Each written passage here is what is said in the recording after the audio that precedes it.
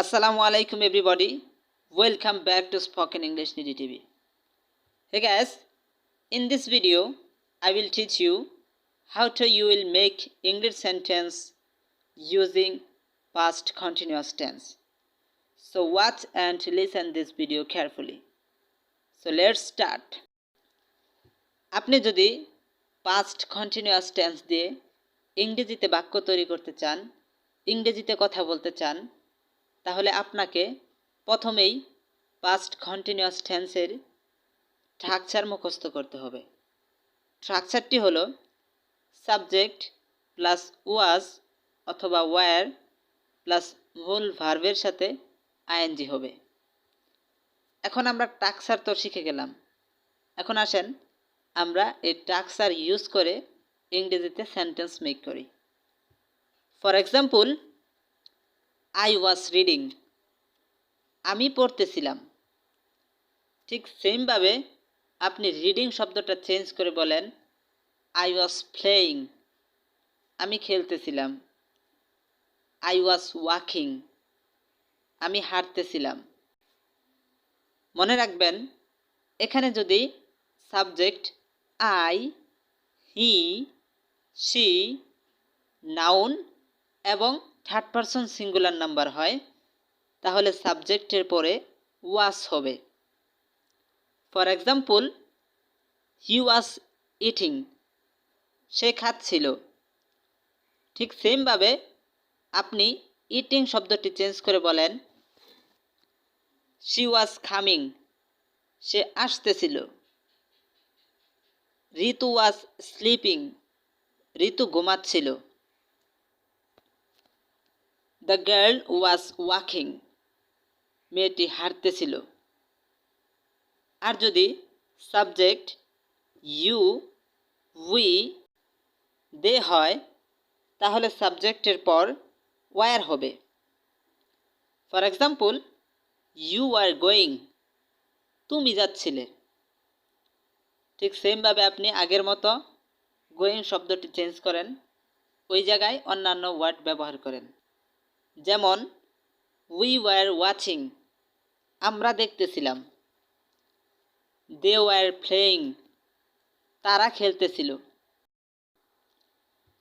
Hey guys, এতক্ষণ আমরা past continuous টেন্সের পজিটিভ সেন্টেন্সগুলো প্র্যাকটিস করলাম। এখন আমরা পাস্ট কন্টিনিউয়াস টেন্সের নেগেটিভ সেন্টেন্সগুলো প্র্যাকটিস করব। আর এর জন্য আপনাকে নেগেটিভ সেন্টেন্সের স্ট্রাকচারটি মুখস্থ করতে হবে। নেগেটিভ সেন্টেন্সের স্ট্রাকচারটি হলো সাবজেক্ট প্লাস ওয়াজ অথবা ওয়্যার প্লাস নট প্লাস মূল ভার্বের সাথে আইএনজি হবে।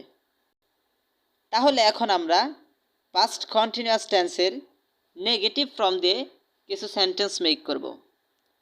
For example, I was not going, আমি যাচ্ছিলাম না। ঠিক একইভাবে আপনি বলতে পারেন আই ওয়াজ নট প্লেয়িং, আমি খেলতেছিলাম না। আই ওয়াজ নট গিভিং, আমি দিচ্ছিলাম না।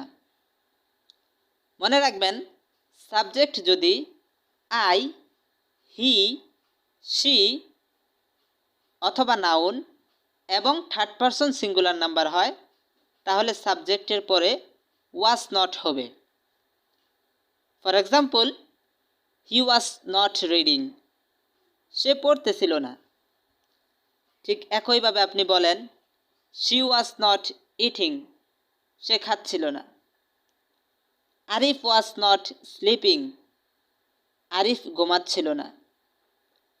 আর যদি সাবজেক্ট ইউ, উই অথবা দে হয়, তাহলে সাবজেক্টের পরে ওয়্যার নট হবে। For example, you were not going, তুমি যাচ্ছিলে না। উই ওয়ার নট রাইটিং, আমরা লিখতেছিলাম না।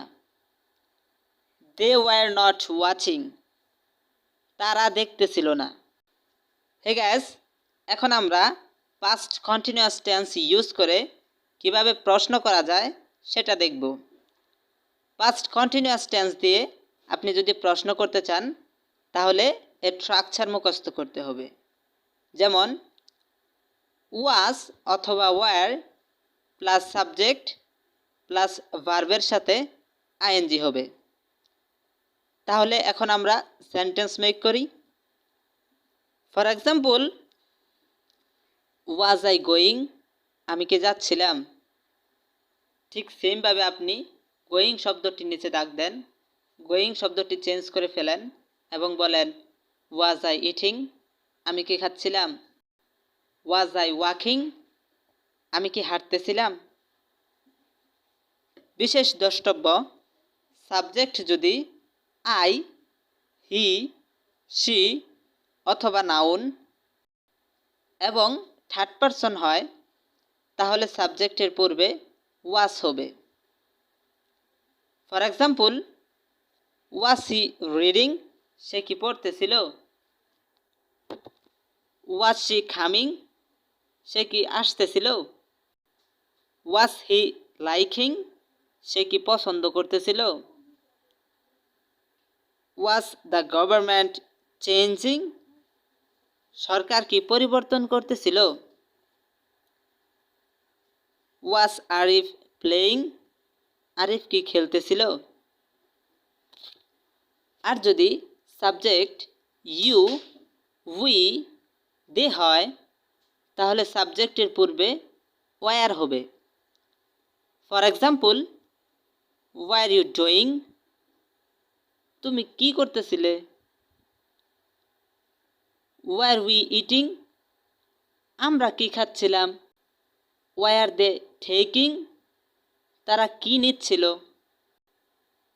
হে গাইস, এখন আমরা পাস্ট কন্টিনিউয়াস টেন্স দিয়ে কিভাবে আপনি নেগেটিভ অর্থাৎ নাবোধক প্রশ্ন করবেন সেটা দেখব।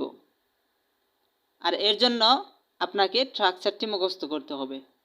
স্ট্রাকচারটি হলো ওয়াজ নট অথবা were not plus subject plus মূল ভার্বের সাথে আইএনজি হবে। For example, was not I going, আমি কি যাচ্ছিলাম না। ঠিক সেমভাবে আপনি চেঞ্জ করে বলেন ওয়াজ নট আই ইটিং, আমি কি খাচ্ছিলাম না। ওয়াজ নট আই রিডিং, আমি কি পড়তেছিলাম না। মনে রাখবেন, সাবজেক্ট যদি আই, হি, শি, নাউন এবং থার্ড পারসন সিঙ্গুলার নাম্বার হয়, তাহলে সাবজেক্টের পূর্বে ওয়াজ নট হবে।